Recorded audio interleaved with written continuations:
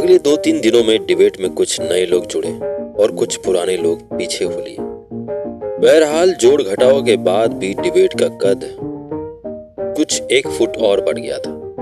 पांडे ने हाथ खींच लिए थे क्योंकि करेली इलाहाबाद में उसके पिता ने पांडे की फोटो अखबार में देख ली और वो शिव गंगा एक्सप्रेस में बैठकर सीधे यूनिवर्सिटी पहुंच गए। देखने लायक नजारा था। उस उम्र में दोस्त को बाप से पिटते देखना दुख भी देता है, लेकिन इससे इनकार नहीं किया जा सकता कि मजा भी बहुत देता है। घनश्याम के बाकी फैकल्टी के लोगों को भी कारवां में जोड़ लिया। हालांकि मैं इस बात से खुश नहीं था। कबाड़ी ने मुझे साफ आगाह किया था कि बिरला, रुइया और ब्रोचा हॉस्टल के लड़के आवारागर्द होते हैं और वे यूनिवर्सिटी में बस पॉलिटिक्स फैलाते फिरते हैं। घनश्याम फिर भी इस बात का सपोर्ट करता था क्योंकि वह कहता था कि हम इस डिबेट को पॉलिटिक्स से अलग करके नहीं देख सकते। जैसे ही कोई बात जनता के हक के लिए कही जाती है और जनता के द्वारा कही जाती है, वो उसी क्षण पॉलिटिक्स का हिस्सा हो जाती है। घनश्याम पॉलिटिक्स को बुरे अर्थ में नहीं देखता था, पर मैं उससे दूर ही रहा। बिरला, रुइया और ब्रोचा के लड़के चाहते थे कि हम अंसारी, जो कि सुंदरपुर से विधायक रह चुका था, उसे भी इस डिबेट से जोड़ लेते हैं और यह अपने आप में एक बड़ी बात होती। लेकिन मेरी जिद पर अंसारी इसका हिस्सा नहीं बना। मेरा मानना था कि यह यूनिवर्सिटी के लड़कों की बात थी और कोई एमएलए आकर इसका झंडाबरदार नहीं बनेगा। अंसारी का आने से हम वाइस चांसलर पवन कुमार मिश्रा के कुपभाजन भी बनते। हालांकि फिर भी अंसारी और उसके लड़के अगले दिन कुछ दिनों तक बिन बुलाए इसका हिस्सा हो गए और वाइस चांसलर ने इस बात से चिढ़कर लंका गेट पर प्रॉक्टर तैनात कर दिया। अब तक जो शांतिपूर्ण तरीके से चल रहा था वो एक बेलगाम छात्र आंदोलन जैसा नजर आने लगा। एक दिन लंका गेट जाम हो जाने की वजह से वाइस चांसलर पवन कुमार मिश्रा ने चिढ़कर चीफ प्रॉक्टर और लंका पुलिस थाना को फोन घनघना दिया। पुलिस तमाम देर तक लड़कों को लंका गेट खाली करने के लिए समझाती रही, पर लड़के टस से मस नहीं हुए। सुनने में यह भी आया कि अंसारी के किसी एक लड़के ने प्रॉक्टर को धक्का दे दिया। कुछ एक लड़कों ने पत्थर भी चला दिए। इधर बीच रिंकू और उसके दोस्त पास में ही पहलवान के यहाँ लस्सी पी रहे थे और उन्होंने आईआईटी के लड़कों को परेशानी में देखकर हाथ बांध दिए। भीड़ में यह सब कुछ इतनी जल्दी हुआ कि समझ नहीं आ रहा था कि भाग दौड़ क्यों हो गई है। जब तक मैं और घनश्याम उसे रोकने की कोशिश करते, मेरे सिर पर प्रॉक्टर की लाठी बज चुकी थी, या शायद पत्थर ही रहा होगा, और मैं जब उठा तो सुंदर लाल अस्पताल के वार्ड में था। कुछ घंटों के बाद जब मुझे होश आया तो सभी दोस्त मुझे घेर कर बैठे थे। मैं धीरे धीरे यह समझने की कोशिश कर रहा था कि मैं लंका गेट से सुंदरलाल अस्पताल कैसे पहुंच गया। याददाश्त तो नहीं चली गई ना? अब यह मत बोलना कि मैं कौन हूं, मैं कहां हूं, प्रसाद ने गुस्से में कहा। साले तुम्हारे क्रांति के ड्रामा के चक्कर में क्या बवासीर हो गया है, तुमको आइडिया भी है? बढ़िया हुआ साला लाठी खाया, मोहित ने कहा। अब अकल तो आ गई कम से कम, बहुत क्रांतिकारी बने फिर रहे थे, प्रसाद ने कहा। ज्यादा तो नहीं लग गई वे? पांडे ने पूछा। लग गई होती तो तभी बढ़िया था। हम तो कह रहे थे लाठी ढंग से घली होती और याददाश्त चली जाती इनकी तो बला टलती, प्रसाद ने कहा। उसकी याददाश्त चली भी गई ना तो हम मार लपड़ वापस ले आएंगे उसकी याददाश्त। मेरा पूरा पैसा नहीं लौटाया अभी तक। वो दिन चाय की दुकान पे 100 रुपया दिया था, उसके बाद साला 500 उधारी ले लिया है, मोहित ने कहा। अबे मेरा सेल्लो ग्रिपर का पेन लिया हुआ है, पांडे ने कहा। अबे 10 रुपया के पेन के लिए रो रहे हो? मेरा 500 रुपया था, मोहित ने कहा। अबे चंद्रकांता देखे हो? अभी तुमको चंद्रकांता काहे याद आ रहा है? अरे उसमें क्रूर सिंह रहता है, उसका बात बात पे याददाश्त जाता रहता है ना, तो उसके सर पे वापस से उसके चेले पत्थर मारते हैं और उसकी याददाश्त वापस आ जाती है। अबे हाँ बे, अंदाज अपना अपना में यही होता है। कैसे दोस्त हो बे तुम लोग? इतना तेज सर में दर्द हो रहा है, अभी कोई शुभ्रा कोई बुला दो यार, मैंने कहा। शुभ्रा आई थी, बहुत रो रही थी, अभी दवाई लेने गई है, आएगी तो तुमको 10 लपड़ जड़ेगी। साला परेशान कर दियो हम लोगों को। तुम्हारा क्रांति का भूत उतार देगी। तुमको मालूम है तुम क्या करती हो? प्रसाद ने कहा। क्या हो गया? खबर फैल गई है कि पुलिस ने शांतिपूर्वक प्रदर्शन कर रहे आईआईटी के छात्रों पर लाठीचार्ज कर दिया है। वाइस चांसलर भयानक बौरा गया है। तुम लोग नेतागिरी करके आईआईटी बीएचयू का नाम खराब कर रहे हो, प्रसाद ने कहा। ये सरव चले थे रंग दे बसंती के आमिर खान बनने और बन गई पिपली लाइफ के नत्था सिंह। मोहित ने कहा। ये साला मरे तभी ठीक है। अबे भोसड़ी के सेब संतरा ही ले आते, कम से कम पानी ले आते यार। कुछ लाए वाए हो या नहीं, उल्टा गरिया और रहे हो तुम लोग। मैंने कहा। नत्था मरेगा, नत्था जरूर मरेगा, मोहित ने कहा। ये अखबार वालों के पास कुछ काम नहीं है क्या? मैंने पूछा। ये तुमको साले बकचोदी शुरू करने से पहले सोचना था ना। जब नहीं था पीछे कूदा तो क्यों लंका में कूदा, मोहित ने कहा। अबे कुत्तों कुछ अच्छा खाने को मंगा दो यार। लाठी खाओगे? बुलाएं प्रोक्टर को, प्रसाद ने कहा। अरे यार तुम लोग कैसे दोस्त हो बे? साला यहाँ हमारा कपार फूट के खरबूजा हो गया है और तुम लोगों को दया भी नहीं आ रही है। इतना बड़ा क्रांतिकारी खुद के ऊपर दया खाने की बात कर रहा है। कितने दुर्भाग्य की बात है, मोहित ने कहा। मर जाओ सालो। मैं सिर पकड़कर बैठ गया और तभी कबाड़ी और शुभ्रा कमरे में दाखिल हुए। शुभ्रा रो रही थी। कबाड़ी बहुत गुस्से में था। तुमको वाइस चांसलर ने रस्टिकेट किया है, उसने कहा। हैं? क्यों भला? मैंने ऐसा क्या कर दिया? अब किसी न किसी को तो बलि का बकरा बनना था ना। हम पहले तुम लोग को मना किए थे कि ये सब नेतागिरी मत पढ़ो तुम लोग, लेकिन तुम लोग हमारी बात सुनो तब ना। अब तुम ज्यादा नेतागिरी मत करो कबाड़ी।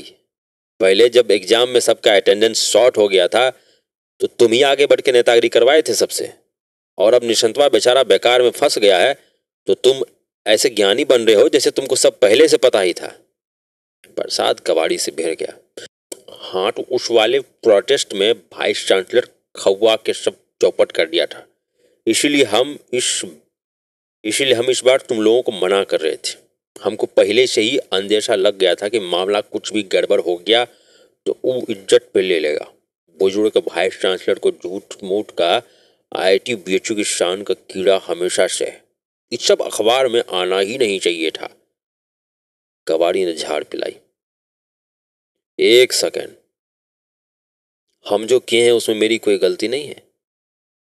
मैंने नहीं कहा था अखबार वालों से कि सब काम धाम छोड़ के उसे इतना बड़ा मुद्दा बनाने आ जाओ, उसमें कॉन्स्पिरेसी भी घुसा दो।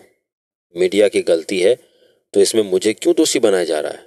और गलती उन लड़कों की है जिन्होंने सेबोटाज किया और मारपीट की। उन्हें पकड़ो, उनको रस्टिकेट करो, मैंने कहा।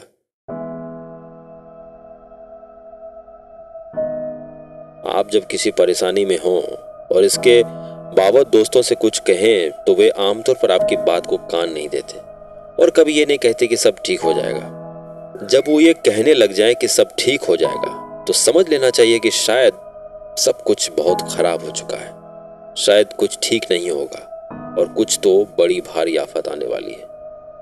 प्रसाद, पांडे, मोहित, अखिल, शुभ्रा सब बार बार यही कह रहे थे, सब ठीक हो जाएगा, हमेशा की तरह।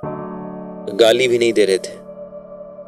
मैं समझ गया था कि मैं सचमुच इंस्टीट्यूट से निकाला जा चुका हूं। मेरे हाथ में वीसी ऑफिस से आया लेटर था जिसमें मेरा एक्सपल्शन छप आया था। शुभ्रा की गोल आंखों में बड़े गोल आंसू लेटर के सच होने की मुहर जैसे लगा रहे थे। पहले तो इन सब के सच होने पर भरोसा नहीं हो रहा था क्योंकि ये सब कुछ इतना अचानक हुआ, लेकिन राजपुताना हॉस्टल के बाहर खड़े खड़े दोस्तों के रिक्शे पर अपना सामान लाते देख सभी मोगालते साफ हो गए थे। चलो, जब तक यहाँ का मैटर क्लियर नहीं हो जाता मेरे घर पर रुको। मम्मी से कह दिया है, उनको समझा दिया कि तुम्हारा तबीयत खराब है और हॉस्टल में देखभाल नहीं हो पा रहा है, इसीलिए थोड़े दिन घर पर रहोगे, प्रसाद ने कहा। नहीं यार, घर पर नहीं रुकूंगा। थोड़े दिन लंका पर या अस्सी पर किसी सस्ते लॉज वगैरह में रह लूँगा। तुम लोग परेशान मत हो, मैंने कहा। वही यार, इसमें परेशानी कोई बात नहीं है, चलो हम छोड़ कर आते हैं। तब तक यहाँ हम लोग वीसी से बात करके सब सुलटा लेंगे, पांडे बोला। सर की चोट कैसी है? दवाई जरूर खा लेना, शुभ्रा ने गले लगा लिया। तुमको भी लगता है कि मैं बेवकूफ़ी कर रहा था? ये साले तो मुझे गाली भी नहीं दे रहे हैं और बात बात पे सब ठीक होने की एक्टिंग कर रहे हैं। मुझे लग रहा है कि मैंने सचमुच सब गलत कर दिया है, मैंने कहा। तुमने कुछ गलत नहीं किया और मैं ये नहीं कहूँगी सब कुछ ठीक हो जाएगा, क्योंकि वो तो बस बात की बात होती है। मुझे बस ये जरूर पता है कि जब तक तुम बीएचयू वापस नहीं आ जाते, मेरे लिए बीएचयू बीएचयू नहीं रहेगा और मैं इसके वापस बीएचयू हो जाने तक चुप नहीं रहने वाली। I love you. मैंने कुछ गलत नहीं किया। नहीं, तुमने कुछ गलत नहीं किया, क्योंकि तुम बहुत ऑनेस्ट हो, अपनी हर बात बिना लाग लपेट के कहते हो। तुमने वही किया, हमेशा साफ बात कहते हो और तुम्हारा मन बहुत साफ है। इतना कि जब तुम मुझे पहली बार प्रपोज कर रहे थे तो तुमने बढ़ा चढ़ा कर या घुमा फिरा कर कुछ नहीं कहा, बस यही कहा कि मैं तुमसे प्यार करता हूँ। तो उसके पीछे कोई कारण नहीं है, बस प्यार हो गया सो हो गया। हो सकता है कि कल को मुझे लगे कि ये इन्फेक्चुएशन था, पर अभी लगता है कि यह खालिस प्रेम है, निष्काम प्रेम। ऐसा कहा था तुमने, याद है? हाँ याद है।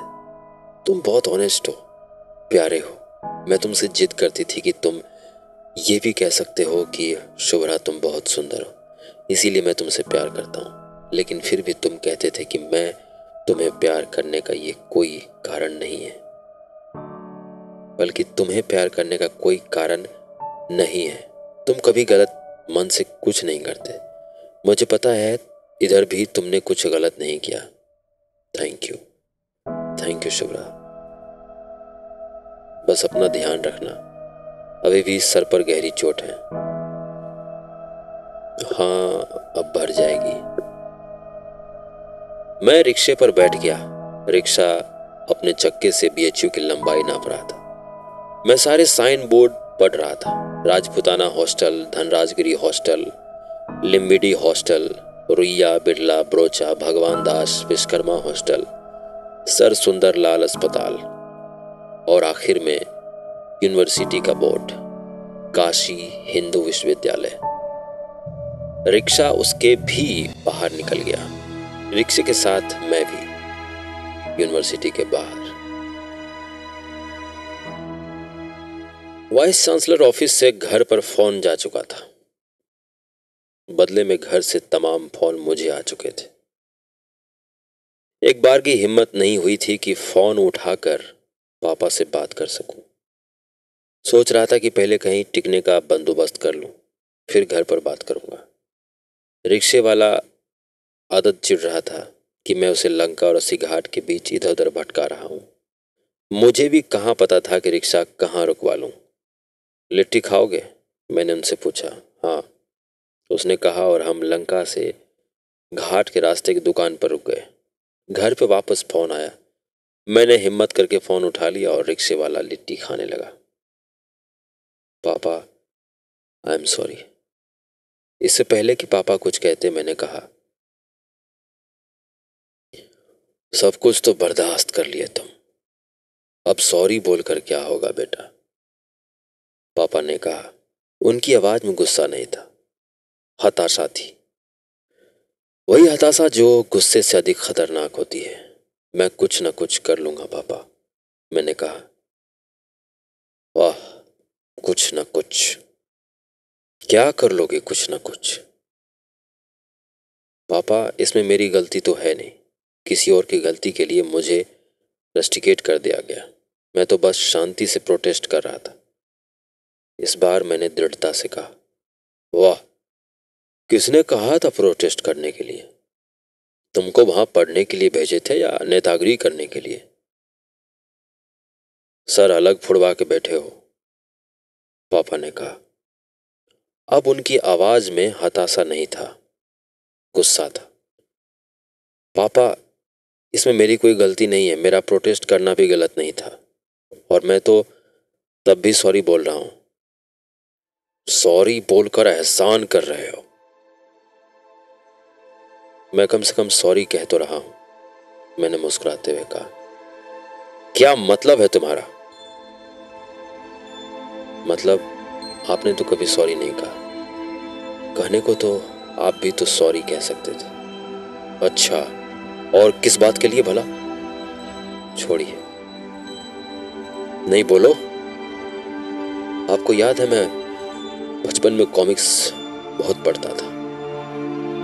डोगा, नागराज, सुपर कमांडो, ध्रुव, तौसी, अंगारा, बांकेला, कितना शौक था मुझे। इतना कि एक बार मैंने खुद कॉमिक्स लिखी थी। अपने हाथ से 30 पेज पर चित्र बनाए थे, खांचे में डायलॉग भरे थे, एक सुपर हीरो बनाया था, खुद का ज्वाला पुत्र। हाँ तो मैंने आपको वो कॉमिक्स पोस्ट करने के लिए दी थी।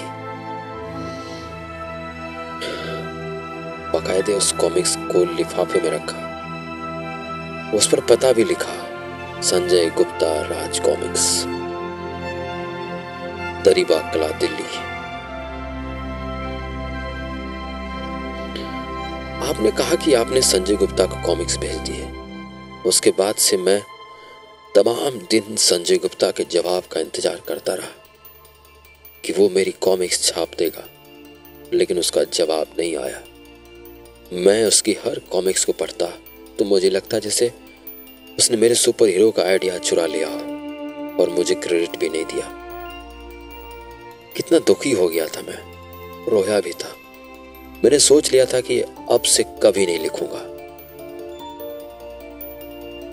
इस सब बात का क्या मतलब है? यही कि आप सॉरी बोल सकते थे। किस बात के लिए? आपने मुझसे झूठ कहा था कि आपने वो कॉमिक्स पोस्ट कर दिए।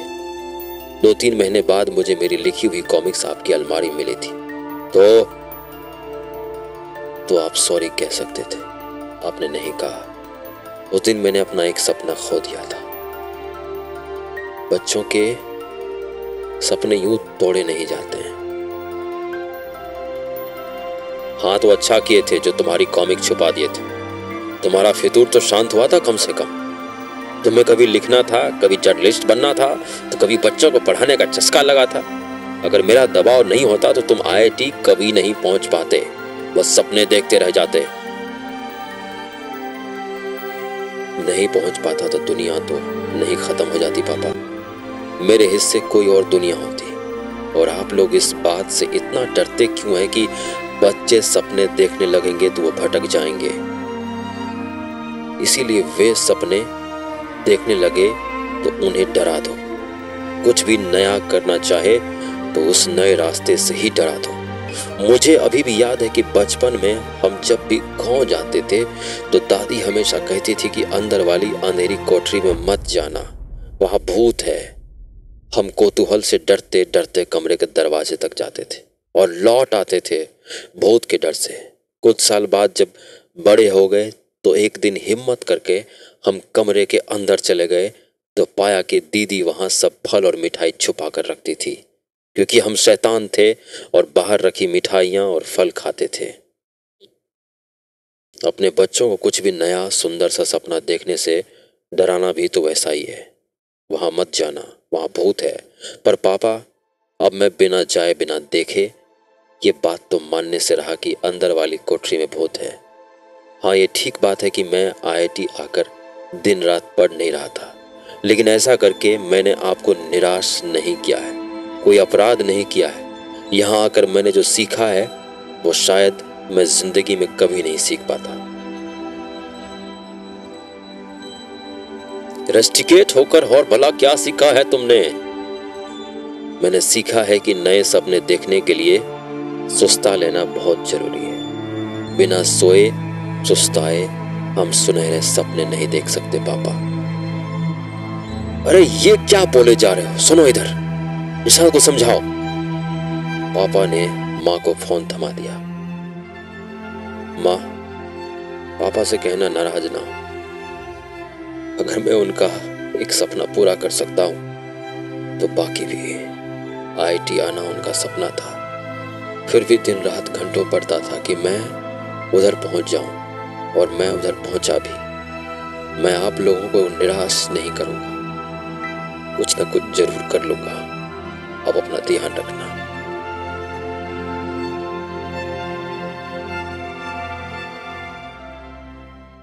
मैं मोक्ष भवन में ठहर गया था। भैरवनाथ जी ने रहने के लिए कमरा दे दिया था। मैं कुछ दिनों के लिए बस छुप जाना चाहता था, जहां मुझे कोई खोज ना पाए। जैसे बचपन में जब आइस पाइस खेलते थे तो हम ऐसी जगह छुप जाते थे जहां खोजे जाना सबसे अधिक मुश्किल हो। मुमुक्ष भवन में आपको कौन खोज पाता। भैरवनाथ जी कहते थे कि यहाँ कोई नहीं आता, यमराज भी नहीं आते, यहाँ रह जाओ। दोस्त फोन करते थे तो मैं कहता था कि मैं ठीक हूँ। शुभ्रा फोन करती थी तो उसे भी यही कहता था कि मैं एकदम ठीक हूँ, बस छुप गया हूँ, आ जाऊंगा।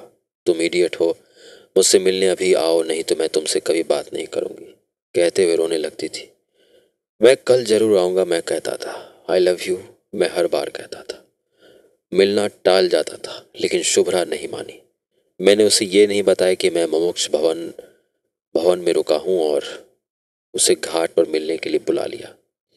तो वहां जहां हम पहली बार मिले थे, वहां जब मैंने उसे पहली बार देखा था, गंगा जी में कंकड़ फेंकते हुए। एक बार भी मिलने नहीं आ सकते थे।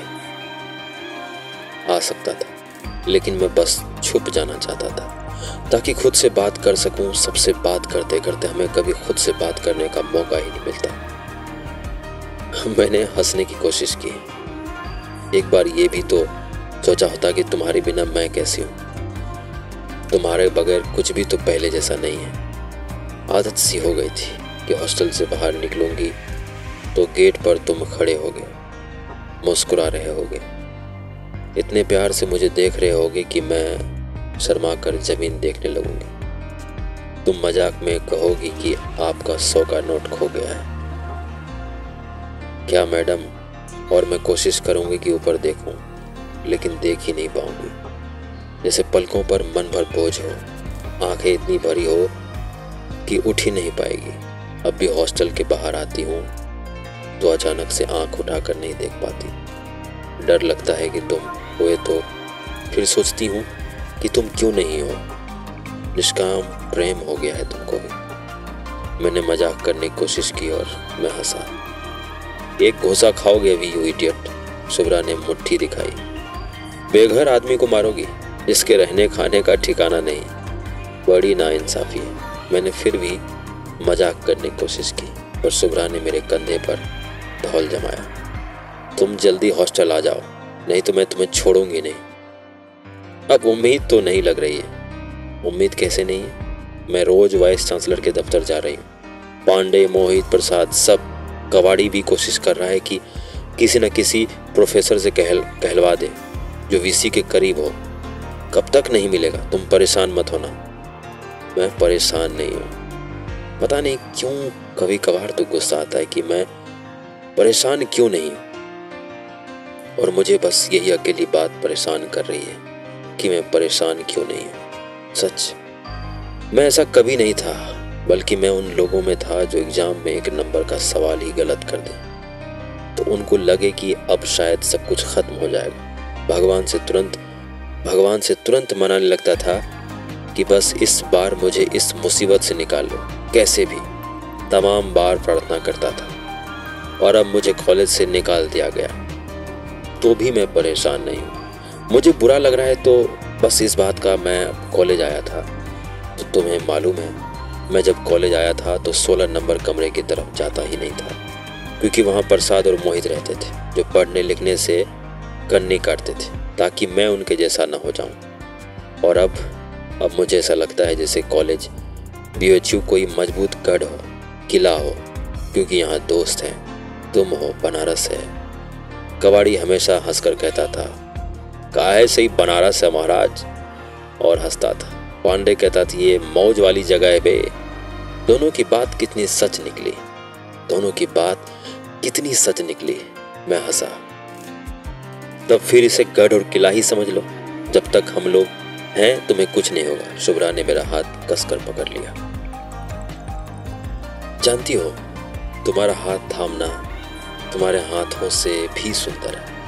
ऐसा लगता है कि सिर्फ इसलिए क्योंकि तुम कह रही हो सचमुच सब ठीक हो जाएगा। मैंने कहा, बिल्कुल, शुभ्रा ने चहकते हुए कहा। तुम्हारा हाथ थामने से मुझे केदारनाथ सिंह की एक कविता याद आ जाती है। सुनोगी? सुनाओ।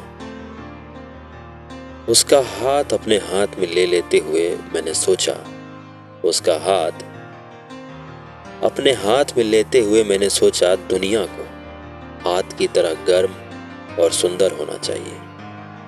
मैं कविता सुनाकर उसकी आंखों में देखने लगा और बस इतनी ही। हाँ हाँ, इतनी।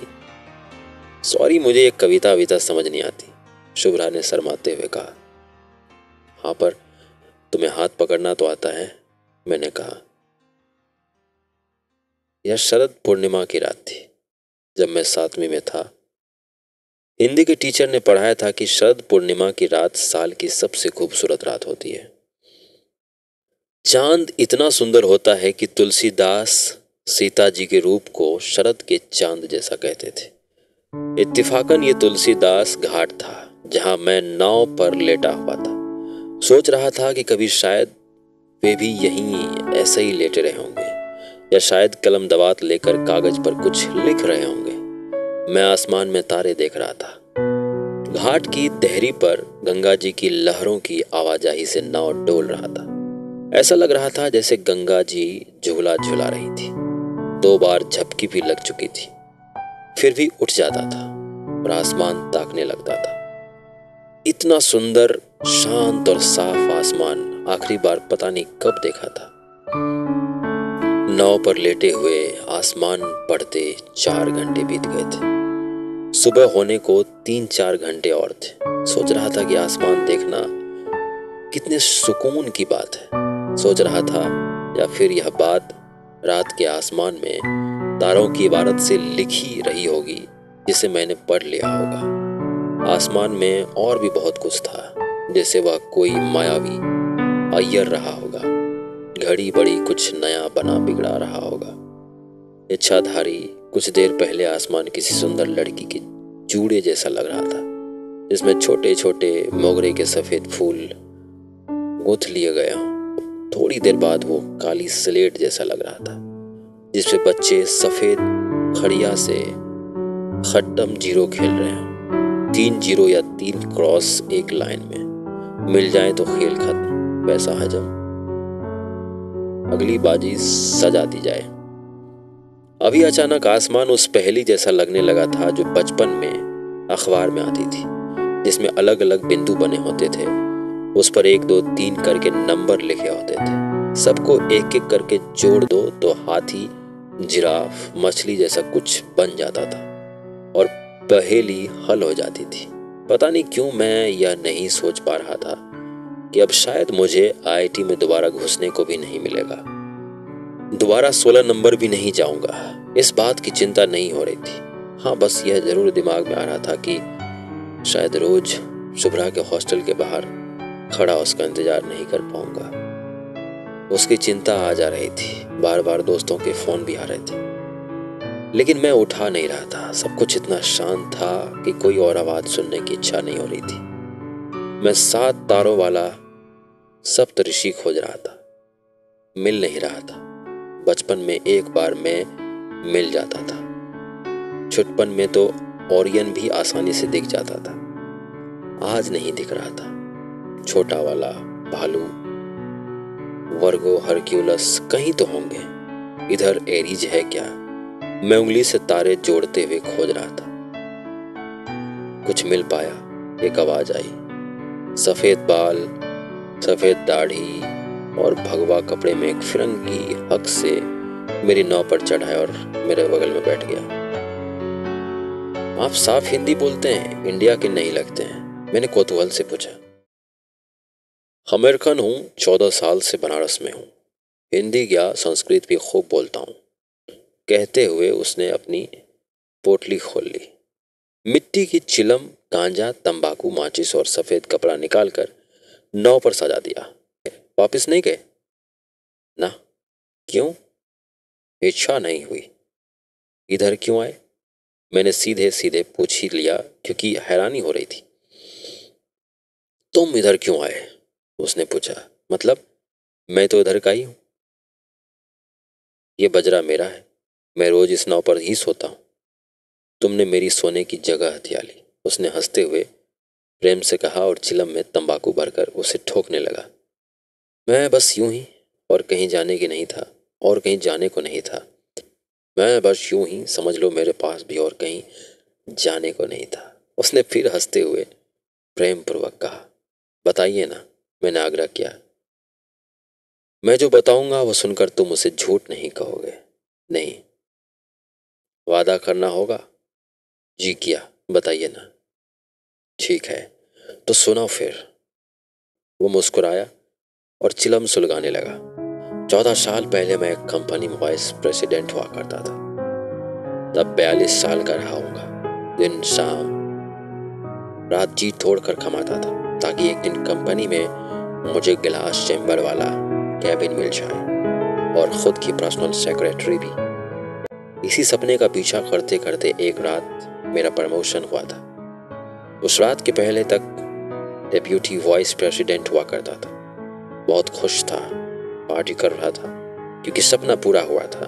पार्टी में यूं ही बदकही में किसी ने बात छेड़ दी कि सब 2 मिनट आंख बंद करके सोचेंगे और सबसे पहले दिमाग में आने वाला पिछले कुछ सालों की अपनी जिंदगी का सबसे मजेदार वाकया बताना हो। फिर सब गिलास रखकर 2 मिनट के लिए आंखें मौन दी।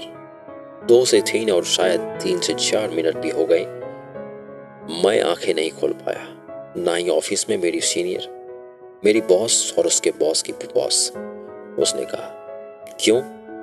मैंने और भी कौतूहल से पूछा। शायद बताने को कुछ था ही नहीं। हमारी मशीनी जिंदगी में मजेदार या गौरवतल या हैरत अंगेज कुछ हुआ ही नहीं था। फिर क्या? मैंने गिलास रखा, घर आया, सामान बांधा और यहां चला आया। मतलब ऐसे थोड़ी होता है, मैंने अविश्वास में कहा, जैसे मैं कुछ और सुनना चाहता था और कहानी कुछ और निकली। तुमने वादा किया था क्या, ये कि तुम मेरी बातों को झूठा नहीं मानोगे? हाँ, माफ कीजिए, पर